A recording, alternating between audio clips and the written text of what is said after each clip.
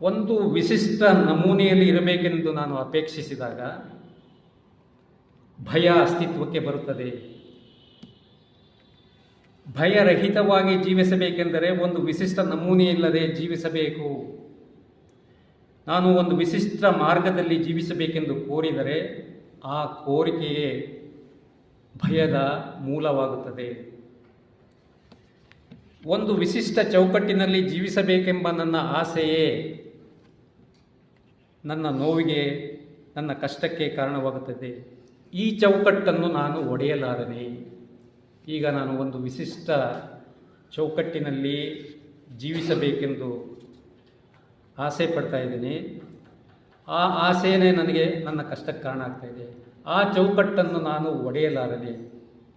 ಪ್ರಶ್ನೆ: ನಾನು ಸತ್ಯವನ್ನು ನೋಡಿದಾಗ ಮಾತ್ರ ಅದನ್ನು ಒಡೆಯಲು ಸಾಧ್ಯವಾಗುತ್ತದೆ.